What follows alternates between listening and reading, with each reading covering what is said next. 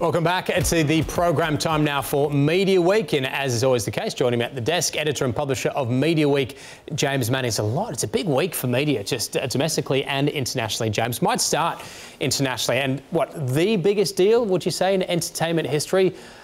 Disney finally getting its hands on the majority of assets at 21st Century Fox. What did that pay? Something like $71 billion US. It's a lot of money, isn't it? It's a fair whack of cash. A lot of money, and it shows 20 billion more than they wanted to pay after Comcast got in there essentially and competed to hike the bid. Yeah, and that's just a slither in a way of what Rupert Murdoch's built over the years. Well, not a slither, but a fair chunk of it. But there's still plenty left with all of the News Corporation business, of course, and the new Fox Corporation, which is all the assets from 21st Century Fox that Disney didn't get. How big a deal is this for Disney? What is this going to mean for Disney in terms of, do you think, that the global stage when it comes to entertainment? I think a lot. And Disney are talking about, look, they've got a big focus on what they're going to call Disney Plus, which is their streaming service. Everyone's getting into it, aren't they? There's got to be some casualties, aren't there? Because there's going to be so many people with their hand out wanting the subscription dollars from the consumers, and people aren't going to take them all. No, there's going to be so many. So they're going to have to start making decisions about what they take. We're going to hear about Apple's next week, we think, as well. So, yeah, it's going to be incredible. Yeah, but Disney Plus, and it just gives them, they've already had a pretty good content pipeline, but it's just taken up another level now with all that Fox content, that massive movie library, the television production. It's just incredible. And what about for those unaware of what's left, what's gone into it's now called Fox Corp? Yeah, that's it. Yeah. It's like Fox News Business, of course, which we simulcast in the mornings here. Yeah, Fox News channels. Yep. I think they've got to sell some of those sporting assets, some of those that Fox Sports stuff. But there's 28 stations of the Fox, those free-to-air channels across the US in a lot of big markets. So that, it's a fair generator of revenue, just what they've got left. Lachlan Murdoch, chief executive of that. Lachlan and his father Rupert are both co-chairmen. And Jack Nasser, if I believe, is also on the board, of course, the ex-BHP chair and former House Speaker Paul Ryan as well from the Republican Party. Let's not forget Chase Carey, who was in Melbourne on the weekend, of course, at the Formula One, because he's the CEO of the Formula One organisation now. Some big names. Yeah, absolutely. So a big seismic shift in terms of the global entertainment industry. And look, as is always the case, a lot happening in the local industry. You caught up, I think, a little bit earlier this week with Michael Miller, Executive Chair of News Corp Australia. We might take a little bit of a listen to what he had to say, firstly, just on the outlook for the industry. Definitely the market feels like it is tightening and becoming shorter. We've got a good pipeline of activity, but with a combination of Banking Royal Commission, I think some housing prices, as that's come through some of the retail figures at Christmas, travel as well, that there is a degree of conservatism and shorter term planning. While the elections typically see some conservatism in terms of forward plans, I think there are more factors than just elections at play. That it's probably tougher out there than the first 6 months would indicate. So tough environment out there at the moment. Yeah, he's got a few challenges, and he said, look, the election, they're optimistic that after the election things might pick up around June. They'll have and the last half of calendar last year was pretty good. They're optimistic that could take off again and looking to a good 2020. Subscriptions, obviously a major part of the game. Results and subscriptions. Again, here's what Michael Miller had to say about those two things. We're really happy with how Australians and around the world we're seeing a greater propensity to pay for great content, and that we have seen a good response, as other platforms and companies have as well, in that Australians' propensity to pay. So we're good, up 20% plus on year in terms of our subscriber levels, which is what we had planned for. And so as our business continues to migrate from being less advertising reliant to being more consumer revenue reliant. Better than expected at over 20%. That's good going. Yeah, it's good news for them, and that he talked about the challenges in the ad revenue, so it really makes that diversification of revenues really critical to them. Is that a little bit of the holy grail at the moment for in the industry, the idea of building that consumer-led revenue through subscription? Yeah, absolutely. But then again, it's the same, it's that same pot of money people are going to be thinking about with their news. What news are they going to pay for? What entertainment are they going to pay for? So it'd be a finite pool there that not everybody's going to get. It's always interesting listening to subscription streaming services where they talk about consumers having more than one. Usually they might have two, perhaps three. I mean, do we find that's also the case when it comes to consumers and new subscriptions? They might not just have a subscription to the Oz, they might have a subscription to, the Fin, the Sydney Morning. Oh yeah, I think a lot of people do, it just depends on your needs, doesn't it, but you're always reviewing them though, aren't you, One area that has been of a big success to News Corp, podcasts, particularly those aligned with the Australian. It's been quite an enormous short and in relatively short-term period of success. Here's Michael Miller on podcasts. If you look at the past 6 months, suddenly our content agency has had over 100 commercial podcasts. Our podcasting, I suppose, expertise isn't just Teacher's Pet. It started a few years ago with Bowerville. We've had My Father the Murderer, and now who was Hamish as being another podcast, and Headley has more coming down the line. I think there's a lot. Australians are great consumers of podcasts. The stats are showing that. So great success, and most people probably be well aware of Teacher's Pet. Perhaps that's how they've sort of come to familiarise themselves with podcasts. Certainly, that sort of true crime nature. The question is, yes, Australians love it, but what about monetising that? Yeah, well, that's they've built an audience now. They've built a massive audience. So now they've already had some income. They've had some sponsorship deals. They'll be looking for more of them because they've got something to take to market now. They can say, look at the business we're doing. You can get involved. Some of their sports broadcasts are sponsored as well. They've got a lot of them starting up this month with the NRL and the AFL. So they have sponsorship deals, and they're thinking about subscription models as well. There'll be some that'll be free.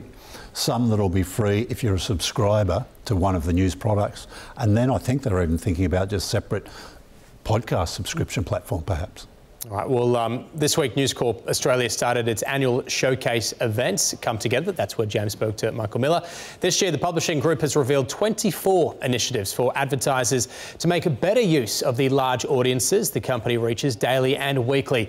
The event took clients on a journey through 5 categories, from food, sports and travel to prestige and local community. Well, for more, Mr Manning here caught up with News Corp Australia's Chief Operating Officer of Publishing, Damien Eales.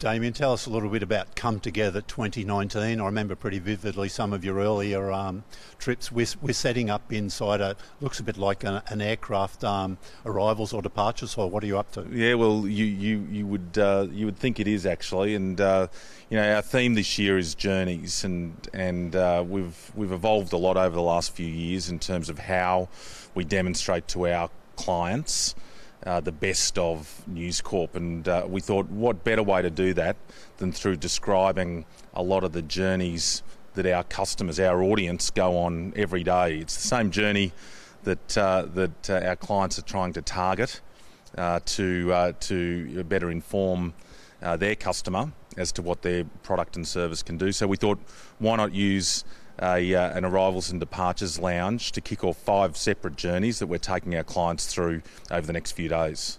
And you've gone into a bit of detail. There's sort of where people check in. Now, do they get actual boarding passes and stuff like that? They sure do. They get a boarding pass, high security. They come through, and then we open up with a broad outline as to why journeys are an important part of the marketing mix, and why marketers are so focused on intersecting those customer journeys at the right point in time. But then we go into some specifics. So they walk through one of these different gates and progress throughout our installation to learn more about our broader News Corp offering.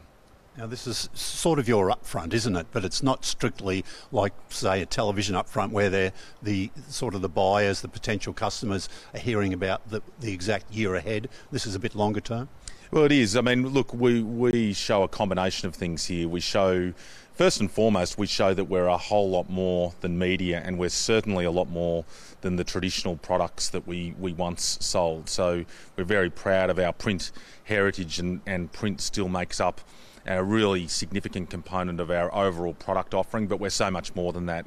In fact, we're so much more than media. Today we offer a whole array of services and capabilities that enable our clients to connect with their customers digitally and in different ways, experiential ways that they weren't able to before. So look, this is it's a big step forward from what we've done in the past, but unlike the TV upfronts where they'll talk about the new shows that are coming up, we do a little bit of that. I mean, we'll talk about a whole series of new podcasts, for instance, that we're launching in the year ahead. But we're also talking about strategically how we're changing as a company and how we're offering a vast array of different services that we weren't just a few years ago. Some of the more traditional areas that advertisers like to engage with is food, sport, which you cover off very well, but travel seems to be one that's really growing in importance. If we just look at the page numbers in some of your travel sections, they're getting pretty big. Australians love to travel, and I think travel companies right throughout Australia, and actually increasingly international travel companies, have been arriving on these shores, and they've recognised that if they want to talk to the travelling population, they need to do it through brands like Escape. So we've got some pretty exciting announcements about Escape throughout the Come Together event. Not only is it powerful because more Australians consume that brand both in print and digitally as they consider and contemplate what their next holiday destination is, but we're launching some new capabilities.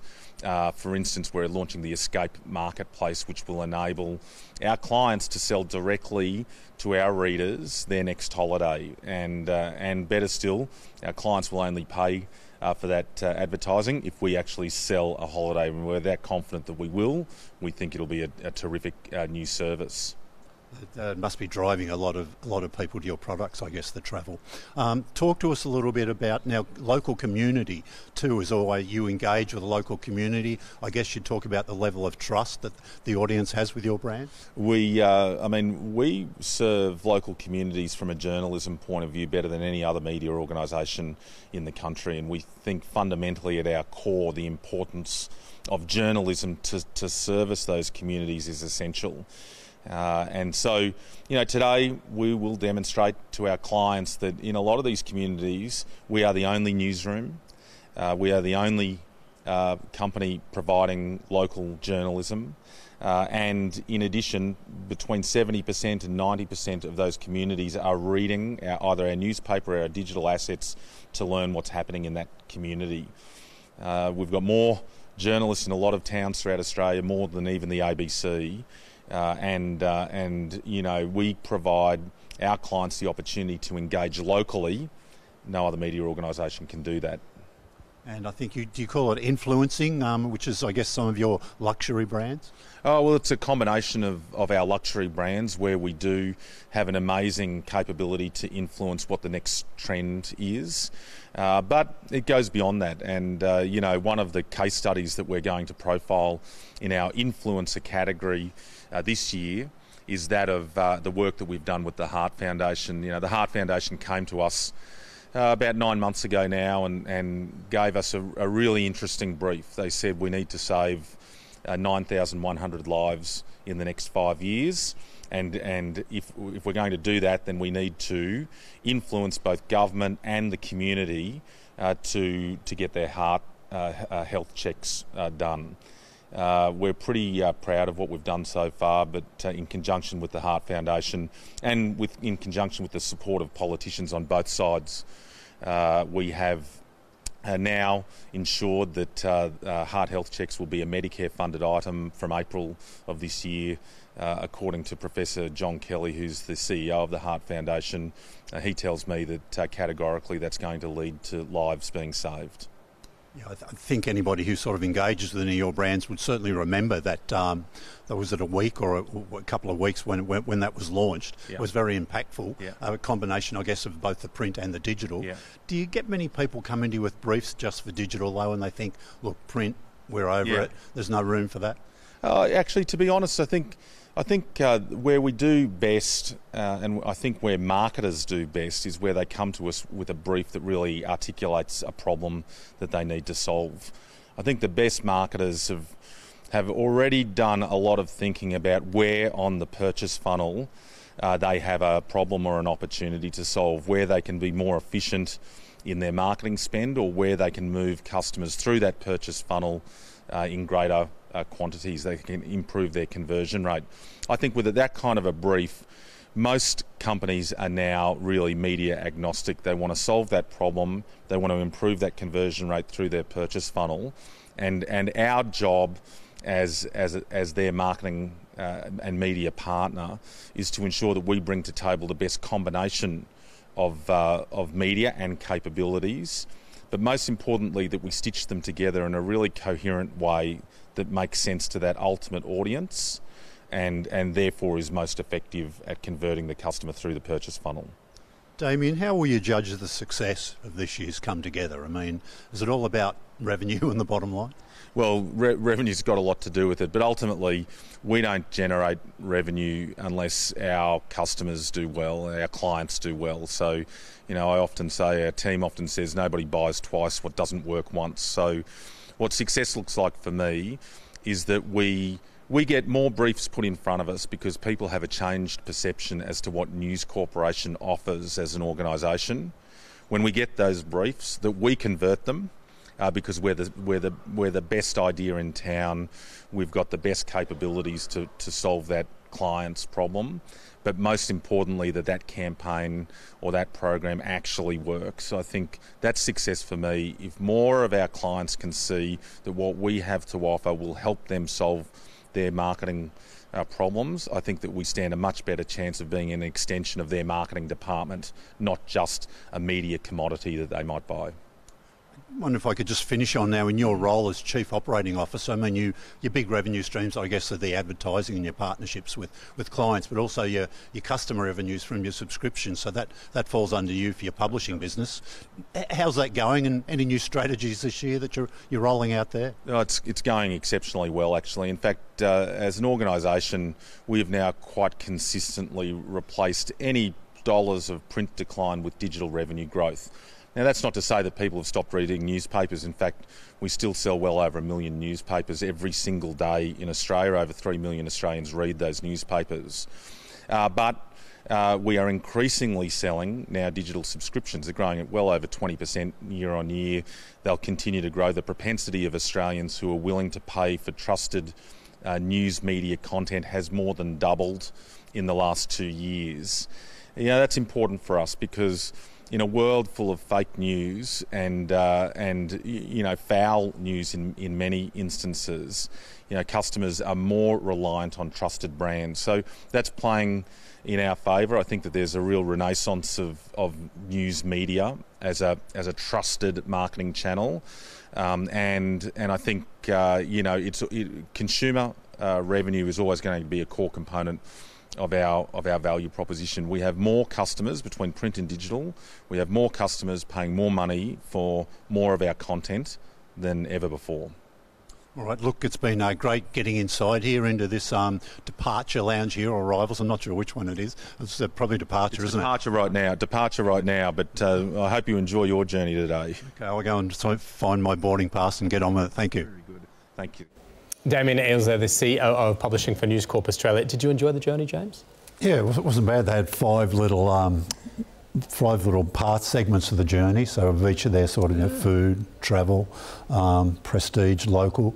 So yeah, you got little insights into each part of the business. All right, let's move on. Let's get to the all-important racing sense. For week 10, we're going to kick off with free-to-air, and the juggernaut that is maths continues for 9. Yeah, look, there's this, as we've said before, this will steamroll right through till Easter, we're pretty sure. Travel guides is the interesting one there. I was going to say. It's doing some great business, just putting those Aussie travellers into sort of situations they not normally, find. There's some. It works well in Australian, but I like the international locations. Yeah. It really works well. The India episode was very funny. So. And a current affair. Yeah, look, that's doing good business. It often doesn't really kick in sometimes until daylight saving ends, because there's a lot of people out and about, but it's had a really good couple of weeks. All right, there you go. 9 very much dominating week 10. Let's take a look at subscription television, the top 5 in the NRL coming back. Season launching and straight back to number 1. Yeah, look, it was the top 7 spots, in fact, on the NRL there. So, yeah, it did really well. It's got some competition, though. Thursday night tonight, the AFL starts on Fox Footy and 7. So we'll see that really strong presence there next week, I'm sure. And Gogglebox. Yeah, continues to do well, doesn't it? Yeah, we're nearly at the end of that first season. So it gets a bit of a break now before it comes back later in the year. All right, James Manning, editor and publisher of Mediaweek. A pleasure, as always. Thank you very much, James. Thank you, Joe.